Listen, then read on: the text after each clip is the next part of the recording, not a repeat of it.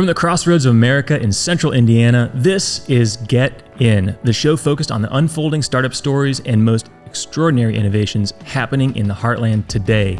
You might notice we're in a little bit different location today. We have upped our production quality, and that is thanks to Glassboard.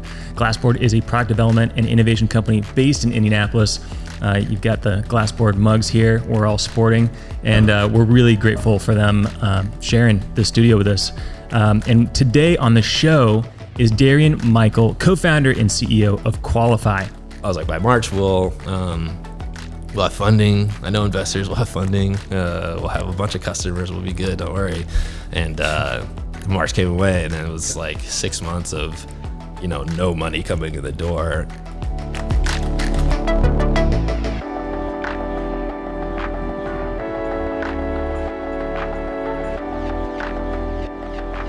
Darrian Michael is the co-founder and CEO of Qualifi, a software platform that powers the fastest phone interview experience in the world and helps recruiting teams hire great candidates faster than ever before. Darrian graduated from Indiana Wesleyan University in 2013 with a bachelor's degree in entrepreneurship and finance. And he is also a two-sport athlete in both basketball and track and field and was a national champion in the long jump. He has been building Qualifi since 2019 and was a participant in Techstars Anywhere Accelerator in 2021. Today, we're going to talk about why Darrian went all in on Qualifi, the impact of accelerator programs like Techstars, building a great place to work, and so much more. Please help me welcome to the show, Darrian Michael. Darrian, thanks for being here, man. Yeah, thanks for that intro. Thanks for having me as well. Yeah, for sure, man. And you make the intro easy because you've done some pretty awesome stuff. I can only long jump like 3 feet. I think we might need to see that later and get that on camera. I love it. We need to make sure to always include that on my intros because my brother is actually a better long jumper than me. But oh, nice. I get to lay claim to some certain trophies that he doesn't have. That's great, man. Well, can you tell us a little bit about that? Sports, athletics growing up, what role did that have in your life? And yeah, it was everything. That was my first love is basketball. So I grew up idolizing Michael Jordan, and then Allen Iverson is my favorite player growing up. And I think I've been dribbling a ball since like 3 or 4 and just fell in love with it early. So my earliest ambitions were to be an NBA player, be the best that ever was. And I was able to make it pretty far in that, dream and get to the next levels. And ultimately those ambitions switched to, the business world and entrepreneurship, but it's still a love. I still try to play a couple times a week if I can. My body's getting older, but I still think I have a little bit in me. Yeah. Are there anything that you learned playing basketball, team sports, that you bring to the team now with Qualifi? Yeah, I probably use, it's like so ingrained into my life. It's like all the analogies and things that I learned from sports and my coaches over the years mixed into, daily talk track, like with my wife at home, and then like in how I lead the team. I still think, especially in my time at Indiana Wesleyan, I always talk about my head coach and my assistant coach as like two of the best leaders that I've ever had the privilege of, being around, and a lot of their methodologies and the things that they brought like are almost like a direct representation in Qualifi in terms of like our values, how I try to lead the team, and things of that nature. So the sports themselves, like the hard work, the drive, like the determination, but then also just leadership skills and how I approach that, definitely very relevant. There's stories of people out there that use sports, right, in adult lives to see how people actually react on the playing field, right? Whether it's golf or basketball. Yeah. And because of that person's disrespectful, or cheats in golf or whatever, then it might not want to be a person that you want to be involved with in business. Or is there anything that pops out of someone like that we'll go to the positive side of it, like that throughout all of those, playing all of those sports, that you remain in contact today with still in your professional life, that was a result of how they acted and competed on the playing field?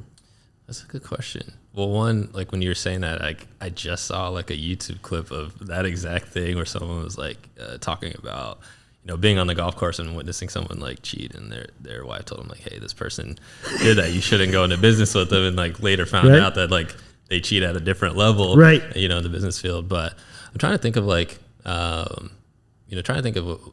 answer your question, a lot of my teammates, like the people that, especially when I got to Indiana Wesleyan, there was a few of us that basically roomed together all 4 years, and we've gone into different industries, different lines of work, but that common bond of what we value, what we went through, I think that's a big part of, what I wish in some ways I could recreate. I talk about it all the time at, in a company setting, is going through like physical trials together and putting people through like hard work has a way of bonding people. Totally. And, right now, actually, I've challenged the team to, this like 40-day challenge internally of, defining like what is we're as a company growing and figuring out how to overcome some certain challenges that we have on the business level. But at the same time, I want to kind of each person challenge themselves. And what is that one thing that, you should be doing, haven't got around to doing yet?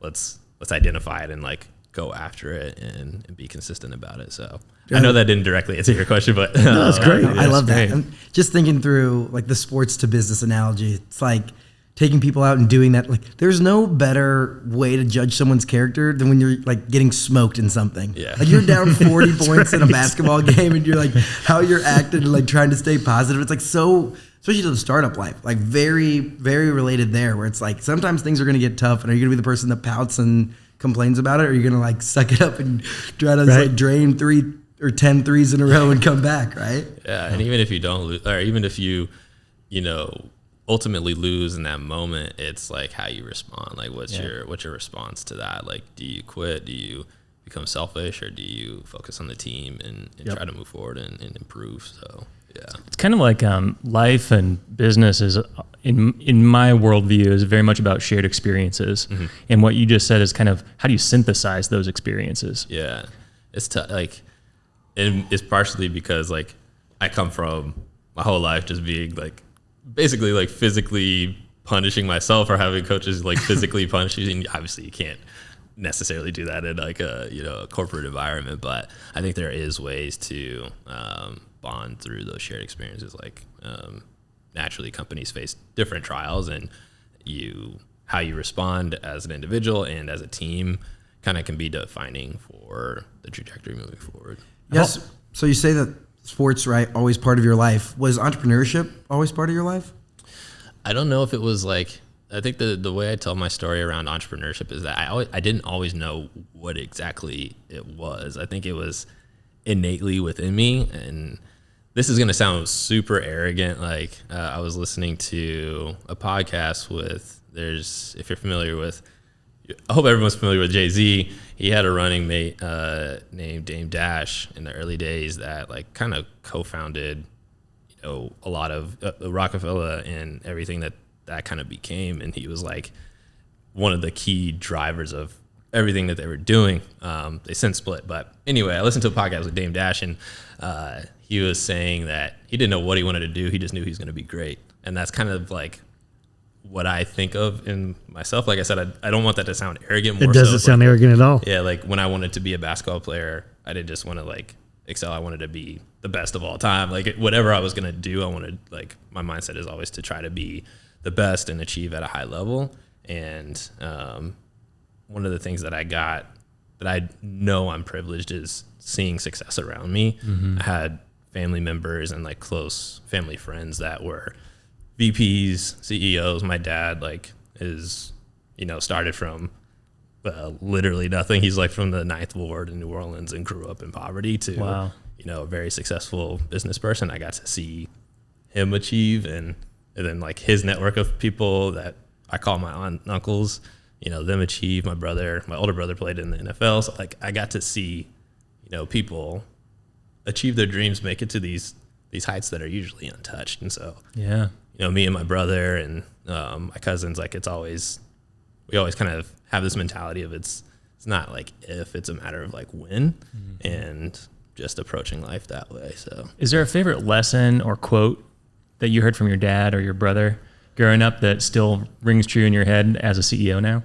Yeah, I think maybe the biggest thing. So like I've always considered my dad like my biggest, idol, like person that like influenced me the most. And I think what he instilled in me is not necessarily like one quote I could give you, but just like a sense of confidence and pride in the sense of like taking ownership of what I'm doing. Like like, I think my natural tendency is to like play the background and to be very passive with a lot of things. And like sports was like where that showed up in my early days. Is just like, I like to, you know, pass the ball, and he'd be like, hey, like, you have a lot of skills that you bring to the table, and you're not helping anybody by diminishing those and not letting your light shine. And so just instilling that, like, that confidence of taking pride in like what you do and wanting to be the best at what you do. Yeah, that's powerful. You mentioned kind of getting into entrepreneurship when you're in college. What are some of those early entrepreneurial memories? Yeah, Toph, you said you had more failures. It would be fun to like dig into that. We could talk for like days about that. Yeah, I think so.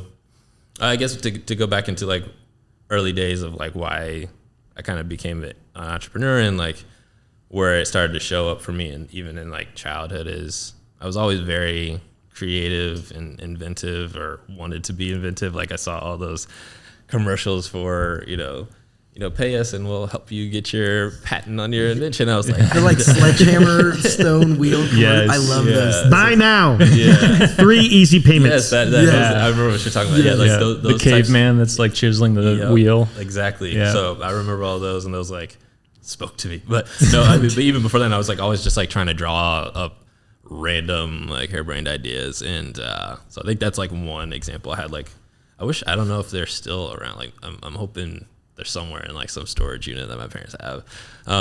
But yeah, just the dumbest drawings of like random combinations. Give us an example. Is there one you remember? There's only one that I really remember. I think I was like outside on our like, you know, by a grill, and I was like, ooh, I don't know what the concept was, but it was like a grill that was like could like rotate and do something specific. I can't remember, but it was like I just remember drawing a grill and explaining to my dad how this thing could like rotate on a hinge and do something fancy yet. But obviously it wasn't very cool.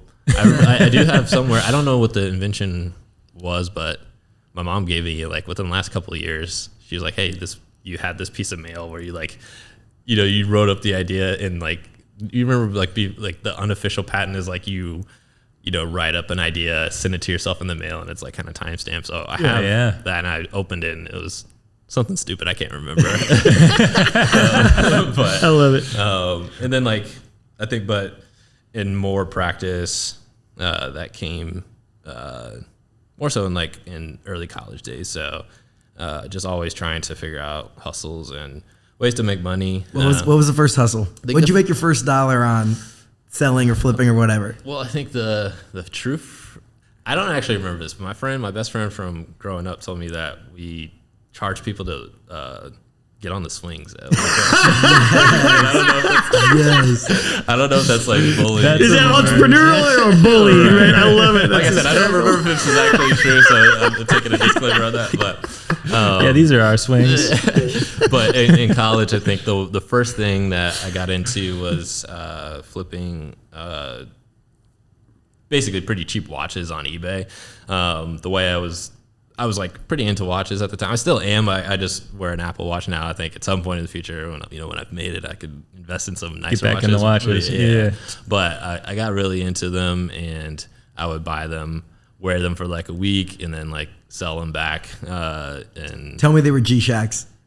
I'm sure some of them were. I can't remember any of the brands, but they were just like usually like kind of gaudy, like big, like yellow, watch band and like big faces and stuff like that. And just, it was my early college days when I was discovering who I was, like what my style was and stuff like that. So that was my first kind of foray into entrepreneurship, but it actually led into a lot of what I do, like what I ended up doing. But tell us about how you got into Viral Launch. Yeah, it was basically kind of that pathway. So like I started in like my early entrepreneurial days were basically all e-commerce plays, like started flipping watches, flipping other things. And then what else? How'd you find out how to do that? Like, where did you start at the beginning of like, I want to start selling stuff on eBay?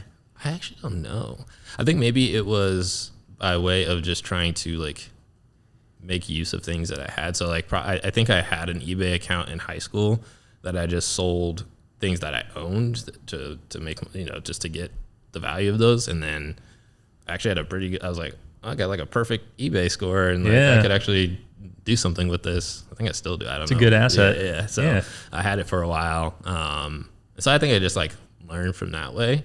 I do remember probably it was like after college where I started to like actually learn about entrepreneurship. But I think it was just by way of just trying to figure out how to hustle and make money. I didn't make really honestly that much money doing it, but it was like good reps and good practice into it. And then me and a friend of mine in college, we started a t-shirt business. Again, didn't really make a ton of money. We had like a really cool thought process. I think our struggle was like actually marketing beyond like our initial launch. Like we had a great first day. We Indiana Wesleyan has like a really cool like mallway, and we had like, you know, a storefront basically set up for this launch day. And they graphic tees? Yeah, they were graphic tees. Okay. We worked with designers at the school to like, you know, make the graphics. And there was a team on IU campus that did that. Dope. If you remember the brand Dope, they started out of Indiana University. Yeah, there's actually a couple. We had like it wasn't really like a competing, but it was there's two different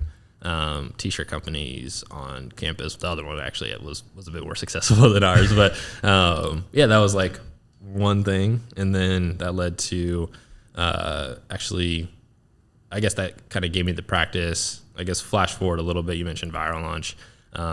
This is probably, and I owe a lot to the CEO or former CEO of Viral Launch, is a guy named Casey. He and I went to school together. We both ran on the same track team there. He's a crazy pole vaulter, and he started working on a separate project together that he initially was, you know, working on himself. I think I had already graduated at this point and was in a full-time just like finance accounting position at a relatively large company, and my mind was just like, I was always itching to just do my own thing. Yeah. But he was working on this project that was using iBeacon technology. It's like a Bluetooth devices that pair like with apps. And so the idea for us was a museum app where you could walk up to exhibits, and if you have this app, it would do some like interactive things with you. We learned that selling to museums is terrible market. So we are all these early learning lessons, but he got my brain into like technology, and then just like starting, you know, cool projects. And then when that wasn't working, he started working on Viral Launch, which actually started taking off. We were bootstrapped for the first few years, but he had an original co-founder that wasn't really contributing at the time, and he needed help to get off the ground. Things were rolling, like customers, revenue coming in. Can you tell us what the business was? Yeah, so Viral Launch, in the first iteration of it was, if you're familiar with, I mean, I know you are with SEO, it was basically SEO for Amazon. The difference with Amazon, at least at the time, I'm not as like close to it anymore, but SEO for Amazon is primarily based off of sales. So we had a platform that on the seller side that like, hey, if you want to, you know, rank really high for a product like a coffee mug, like coffee mugs is probably a keyword search term that you want to be ranking on page 1 for, because most people don't go past, you know, the first couple pages when they're purchasing a product on Amazon. So being on page 1 was everything, and we helped people get to page 1 because we had a buyer audience where you could run promotional campaigns towards, and it was effectively guaranteeing sales because they're highly discounted.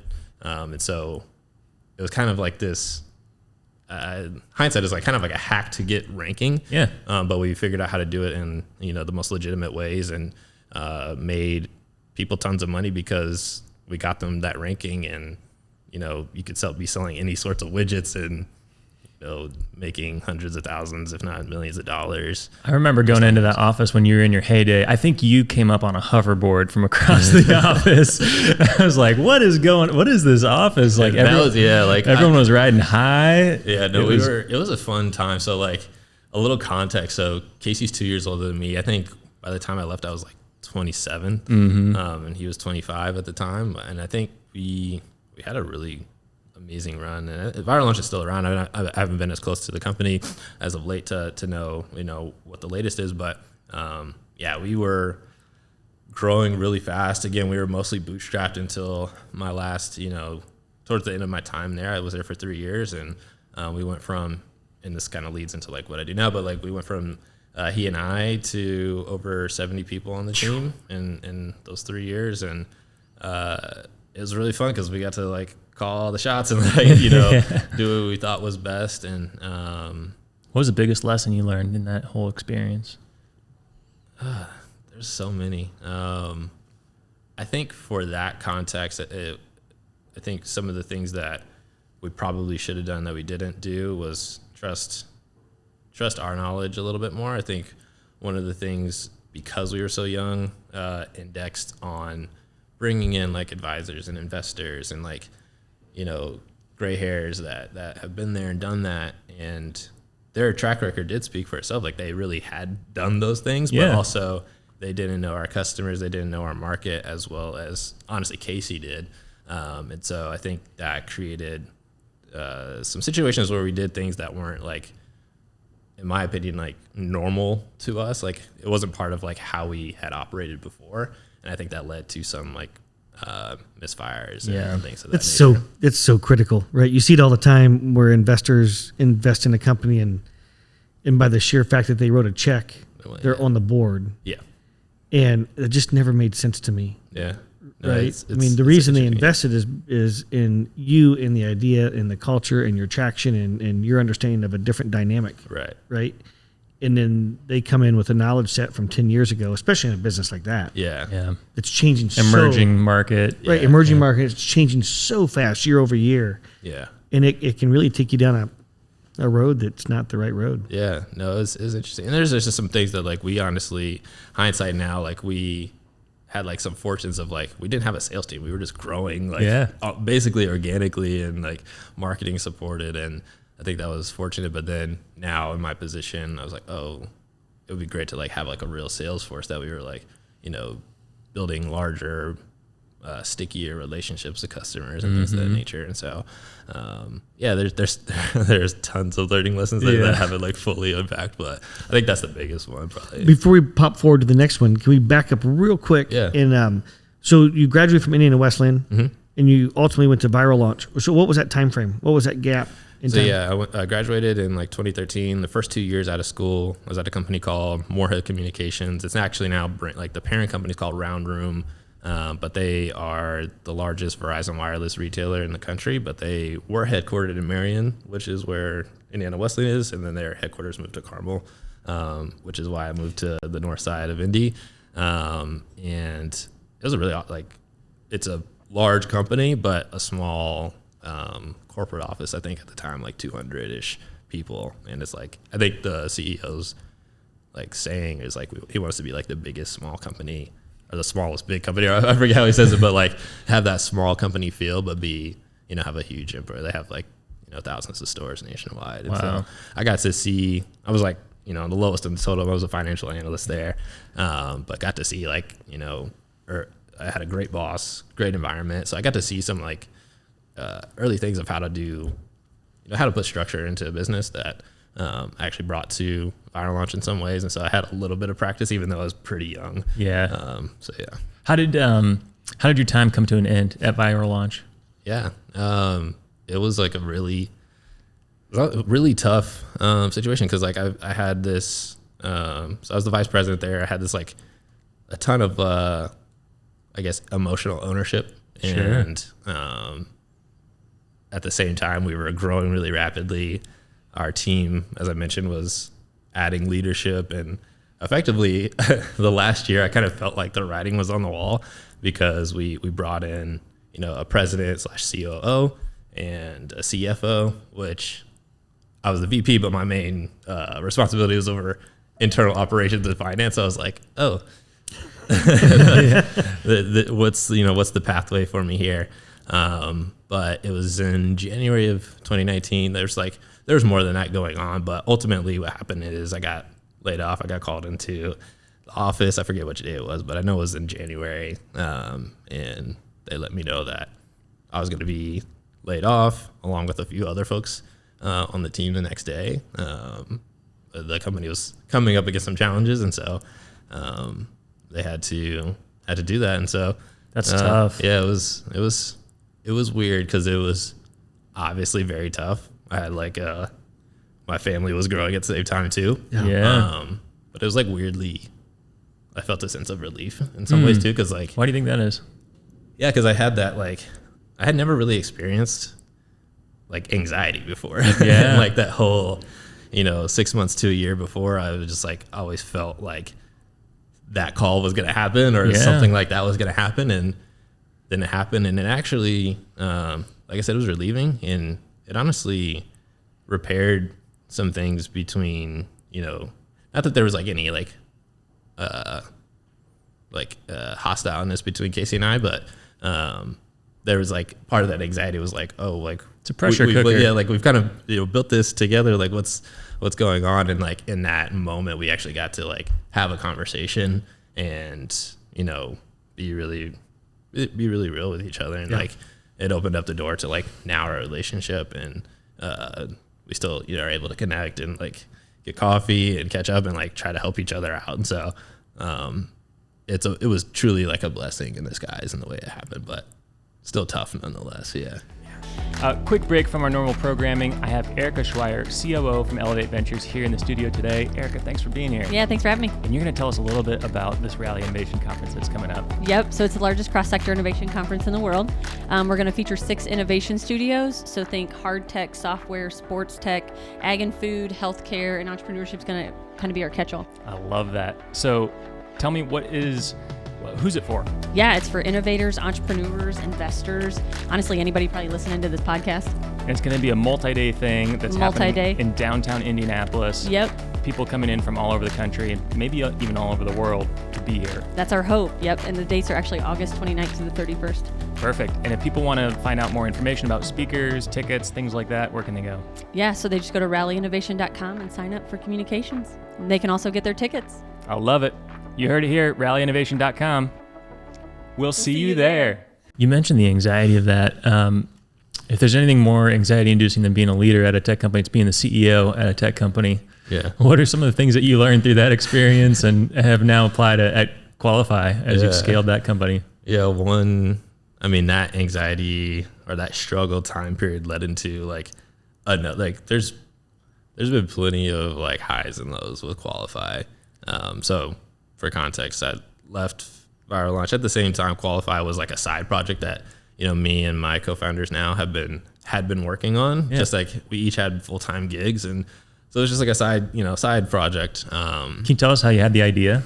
Yeah, it was like during that wave of growth. Like I said, I was over the internal operations, so part of that was the recruitment and the HR function, and so I was very busy. I was just like constantly, recruiting and screening candidates, and just saw how difficult the hiring process is altogether, but recognized how repetitive phone interviews can be. I was trying to be really structured and ask the same questions and give a consistent feel. And I was like, it'd be great if I could just like record these questions, send it off to the candidates, let them, record their responses. And then we could, streamline that process, create a better experience overall. And so that was the original, genesis of the idea. And like I said, it just started off as, something that we were working on to like do in our off periods, like late at nights. Like for a while, the team meeting that we now have at like noon on Mondays was like 8 or 9 p.m. In the evening on a Monday or Tuesday, when it was just like the 4 co-founders when we were all doing our own things. So you went straight into Qualifi? Was there any gap? There was not really. So like I told my wife that we'd be good. Like, hey, I got a little bit of severance, so we'll have like a couple months. And then after that, got 2 months to make it happen, baby. 2 months to make it happen. I told her like it was January. I was like, by March, which by the way, we also just came up on our 4-year anniversary. So, but I was like, by March, we'll have funding. I know investors will have funding. We'll have a bunch of customers. We'll be good. Don't worry. And March came away, and then it was like 6 months of, no money coming in the door, and so. Yeah, I did go straight in, and I made a resume, but I never sent it anywhere. Hindsight, there's a lot of like now advice that I would give to people, which are like think and be calculated about like the leaps you take. I'm always a person that has taken ginormous risks, obviously. Burn the ships. Yeah, that is like sheer exhilaration, right? You're like, you know what? I'm going for it now. Yeah. I'm gonna pounce on the moment. Yeah, because like I felt like if I didn't, then I would just go back to a job, and then it would just be a side project and would never go anywhere.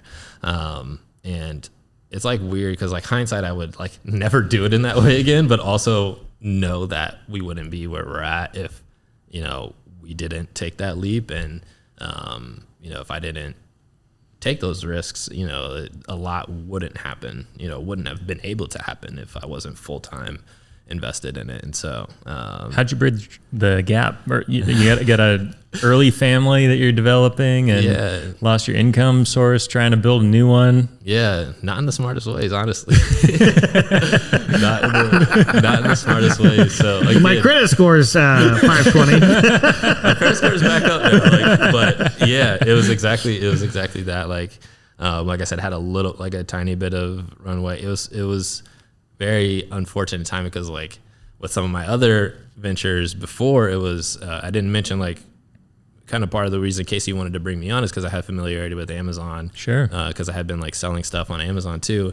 And the nature of e-com is like you're fronting a lot of money on inventory to get costs down. And then I kind of just, my problem was like I was good at launching things and not like, you know, operating them like consistently and like making sure the marketing and the campaigns are always there. But so I had like a lot of money that was invested that kind of just basically became debt, and we were already like pretty close to paying that off, and then like got laid off, and then it led into basically me running my life off of credit cards for, you know, I guess 4 to 6-ish months, you know, as we were trying to figure things out. And who was the first person? How'd you find the first person that well both sides? The first person that joined you, right, to go take on this new company, and then who's the first person that believed in you, believed in the idea, right, to give you initial funding? Like, how'd you get the initial team, 1 or 2, 3 people, and the initial dollars to like actually get it rolling? Yeah. How'd they come together? So first is my brother. So my brother is my equal co-founder. There's 3 total co-founders, but Devin and my brother were first in, and that in and of itself is a big reason why probably we're both still doing this is because I always tell people it'd be very hard. I always feel either sympathy or empathy for like solo founders because it's like they have to ride those roller coasters by themselves. And like Devin and I have always, it seems to work out where his highest day is like where I feel like really low and like vice versa. And we're able to like bring each other back up.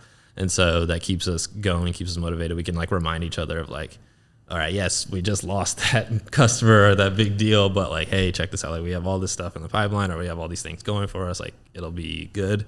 And we can kind of remind each other of those things. How to be a good co-founder 101. Yeah. It's there's so many, like we have larger than most co-founder teams, like usually it's like 2 or 3, we have 4 people.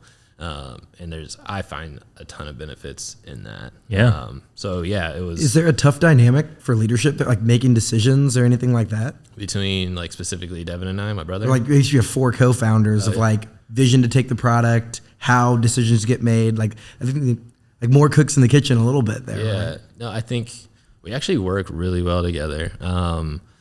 And I think it was because of a little bit of like separation of duties early on. Like I think we naturally fall into a few different, camps or departments. And so that's one of the actual benefits is like part of my leadership style is like, I want people that know what they're doing. And then I just trust you to do that. And the team would probably tell you I provide a decent, like a good amount of input and like opinion, but I never try to like hold strong to that opinion. And my mentality is like being able to trust people. And so I know I don't know like product and engineering, like. And Devin's technical, right? Devin's not. So like Devin he actually designed our first like he was our product designer for a while. That's what I thought. Yeah. He's self-taught on a lot of things, but he's our like go-to-market guy. So he oversees the go-to-market team. Okay. And for a while, like in the early days, he was designing the product. That's what I remember. Yeah. So he's like first man in on sales, first man in on marketing, and all those sorts of things. Just like helping us grow the business. He's closed most of all of our biggest deals. And then my specialty is like on the internal ops side, but I like to think I'm pretty flexible to jump into a lot of areas except the non-technical part where I would just like say, hey, we need to do this. Here's an idea. Like here's like a, product concept that I think could be cool. I'm very much an ideas person. So that's my input and my lane and just helping to prioritize, but they're the ones that like actually know how to execute that. And so, yeah. If there's anyone listening to this podcast that has multiple founders, just on that item, there's great ways to deal with this right up front, right? When you're starting a business and you have multiple co-founders, everybody's excited, right? And wants it to move forward. And that is the perfect time to bake into like your operating agreements how that decision making works. It's really super easy to do. Like XYZ has final decision on product engineering, and you have final decision making on X, Y, and Z. And it's just like there are really simple ways to bake into the operating agreement that decision making at a super high level, and then also having all of the co-founders vest. Yeah. So like everybody has their ownership on day one, but if you leave inside of 4 years, here's this waterfall, and you're going to lose. And so there's no discussion, right? If somebody flies a coop, then they only get whatever was agreed to, and it's super simple. And that was like something I learned too, like, and what I brought in, like from day one, it was quote unquote, it was my idea, right? But like when it came to talking through that with Devin, I'm like, hey, we're going 50-50, like he would probably have deferred more to me, but I was like, no, like I don't want this, especially with family. Like I was like, I don't want this to like create any issues early. And then as we like grew the team and like grew the founders, it was like, hey, we're splitting, from our equity equally to our founders, and then establishing that early, like you said. And I think one of the good things is like we're good at like deferring to like who the expert in the room is for certain things, and then I hopefully am doing a good job of like knowing and sharing that, hey, at the end of the day, the buck stops with me. Like that means I will have like, in some cases, like override, and they acknowledge that, but then I also take ownership of that. Hey, if it doesn't work, if it fails, like, I'm taking ownership of that. And so I don't think it's like a give and take there. And so talk to me about the financial side of things. Who finally came in and provided a little bit of relief for your credit card? Yeah. No, like the first, like, and this isn't like on, this isn't like an official, well, it's somewhat official docs, like, but it's more so like family. Like my parents, like actually were truly like the first believers. That's awesome. And they gave us a couple thousand because we originally were like, hey, we're going to go find this person on Upwork to like build this MVP. Yeah. I think we ended up using it for a different purpose, but it did provide like a month or two of like relief in that regard. Yeah. And then we went through, I think our first investors came by way of our pathway through like Generator. So we went through gBeta, which is a pre-accelerator. It's free, but we got to meet a lot of people, investors, and I think our first I don't want to misquote, but I believe our first checks came from a guy named Roger Lee. He's a local. Yes. So Roger's great. Yeah, Roger's awesome. And he brought his friend in, Jason. And so that was like our first, I want to say like around 25K. Yeah. And then for a while we were just living check to check as a business. Like at first it was just me full time. And then the next big believer that moved a big needle for us was one of my favorite investors. His name's Jason Riley. He is in the industry, so he's in HR at a very high level. He's most recently, he just switched, but he was most recently head of global talent strategy for GE Healthcare. Yeah. And so he put in a check with us that allowed Devin to come on full time. And so we slowly started to get things rolling. And then for a while, I think it was effectively 2 years of fundraising to live check to check and actually build a real round, which came about in early 2021, where we put together a convertible note, which Elevate was a part of, and at the same time got accepted into Techstars. Let's dive into that real quick. I want to come back to Techstars. Let's go back to Generator. How did you discover? How'd you find Generator? How'd you reach out to them? Did they find you? What did that first initial conversation look like? What resonated, didn't resonate? What would you do differently? Yeah. And then how's that parlay into Techstars as well? Yeah, I don't remember how I found out about them. I think maybe my brother Devin put us on to mention hey, they're super legit. There's a company that he was aware of out of Terre Haute that had gone through gBeta, and I was just sure, I'll go I'll go meet Chelsea and talk with her, and I was like, what's $10 more for coffee on a credit card? Right. It's already It's there. like, yeah, exactly. I was like, just trying to, like, I think one thing that I learned through gBeta and just in this whole process is when I was at Viral Launch, I was like, I know everybody I need to know here in Indy, and my network's great. And then I like started meeting a ton more people, and it just led to like, oh, I don't know enough people, and like really investing in building the network. And I think that was one of the biggest things is like actually being diligent about like meeting people. Sometimes that leads you down like passages you don't need to go down in terms of like, oh, you thought that they were going to be a customer, be an investor, and like they never were, but you get reps at that. And also some things, you know, the one individual might not be the end thing, but they might introduce you to somebody. And it's like, you never know, you know, just by, you know, happenstance, what's going to happen from that. Somebody told me once early on that in the early days, especially of being an entrepreneur, and I think it still applies today. And sometimes I regretfully have to say no, but like in those early days, it's like if you ever get invited to something, whether you want to go or not, you're a little bit tired and you had a bad day. That was one of the fetal position days. You're like, I don't want to do that thing at 6:30, you know, another damn coffee. Yeah. And then, but you drag yourself to do it, and you just show up because you never know. Yeah. Even if that one's a dead end, they might have you know what, actually need to meet Matt, you know? Exactly. Yeah. I was just going to say like, that was like the biggest piece is like starting to build the network that I didn't have, and then early reps of like telling the story. Cause it's like, I think that's what they really index on, and something that I didn't have a ton of practice. Like, again, like Viral Launch, we were bootstrapped. We didn't have like, we had the, you know, the privilege and the fortune of like not really having to pitch to investors, but like also in this new thing, I needed to know how to do that. I didn't like, we didn't have, you know, we were bootstrapped, and we didn't have a sales team. So I never had to pitch anything, period. And so two totally different ways to grow a business, right? Yeah, exactly. So I had to learn that. I remember one of those early powder keg events. You and I ended up in the same circle 2 or 3 times in one evening. Yeah. It wasn't early powder keg, but it was early Qualifi days. Yeah. And I remember just seeing the progression of your pitch throughout the evening. Oh, that's awesome. And that's one of the things I love about events like that is like you can get in like 20, 30 reps in one evening. Yeah. And you were clearly like iterating and like, because I think, you know, you were there early hanging out, and so I was there for the rusty one, you know, shaking off the rust while you're still kind of shifting gears from being heads down to you know, out and socializing. And I think I was there for one later in the evening where you're just like you know, you had an audience around you. Yeah, and I think, I don't know timing wise when that was versus like when I had gone through different, because we've gone through, I think it was 2020. Yeah, so we've gone through like gBeta and then Techstars, and like in both of those scenarios, they both have their own kind of versions of, but like gBeta, it's like Mentor Swarm. Techstars calls it Mentor Madness, and it's basically you're gonna meet like a crap ton of people in a very compressed time period. It builds skills for like other things, but like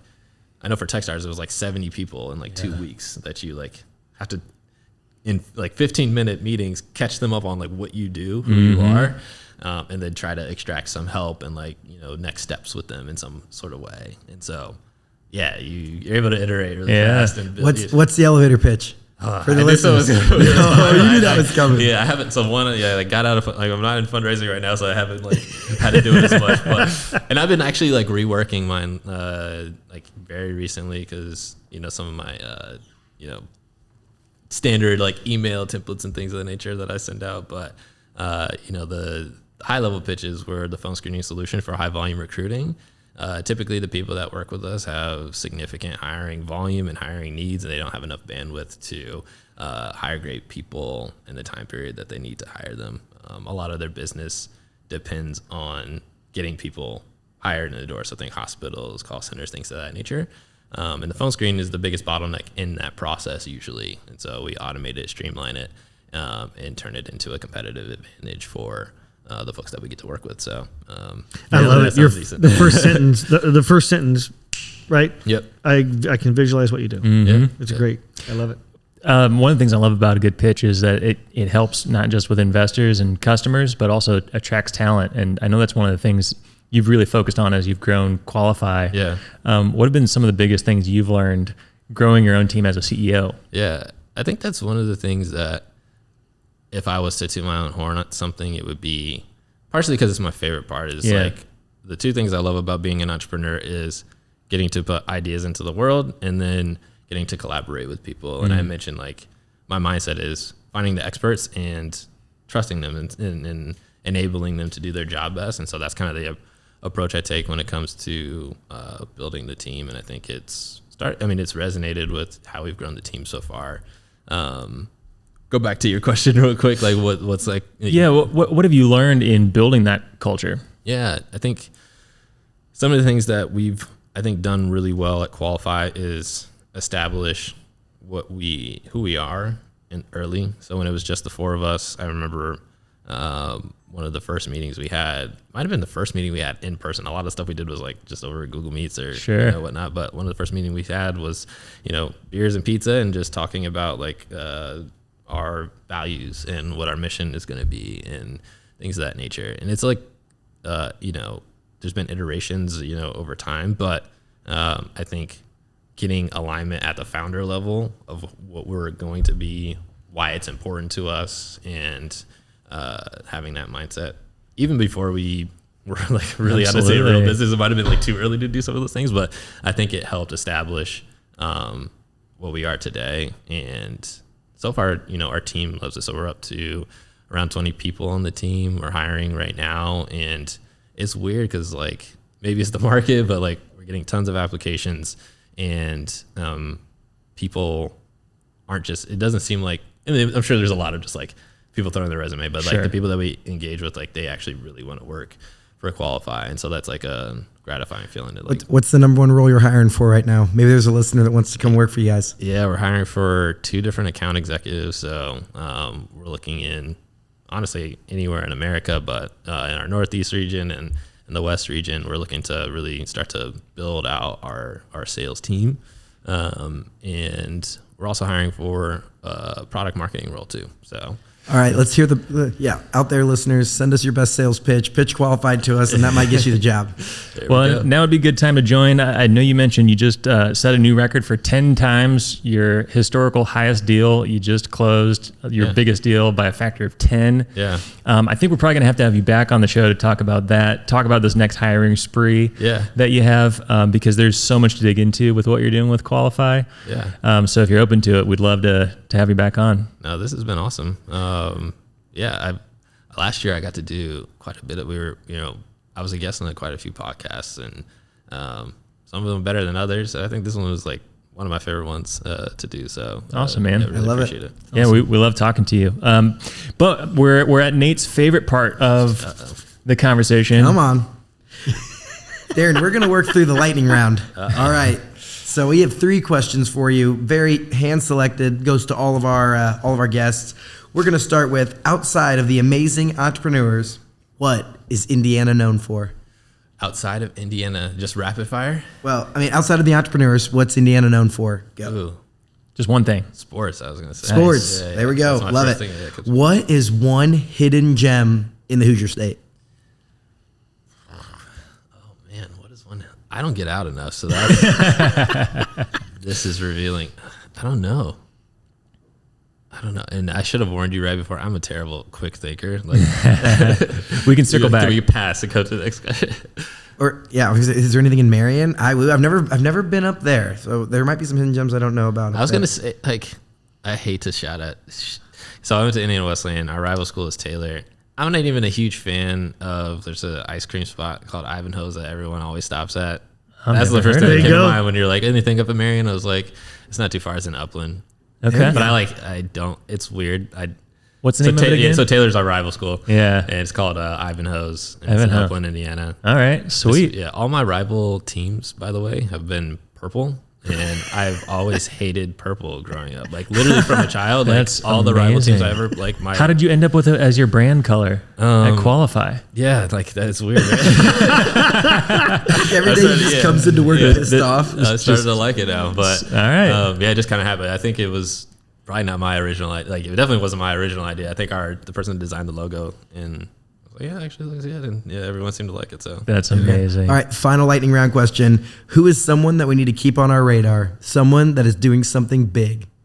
Ooh, do they have to be in Indy? Because I have so through my Techstars network, and hopefully my other Techstars CEO friends don't hate me for this, but there's a company called Pipe Dream. I think is like it's a one of those moonshot ideas, but actually very practical in nature. They're called Pipe Dream. They're literally building pipes underground to enable 30-second deliveries, like eventually anywhere in the city. Wow.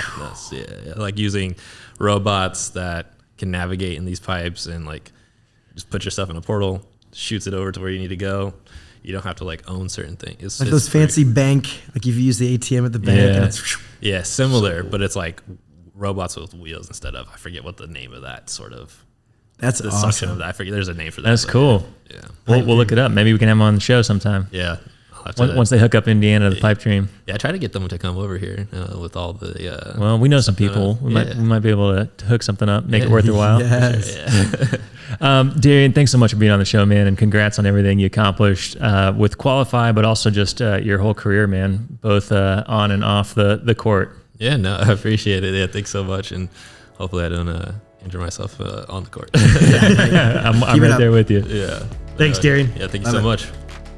This has been Get In, a Powder Keg production in partnership with Elevate Ventures. And we want to hear from you. If you have suggestions for our guest or segment, reach out to Matt or Nate on LinkedIn or on email.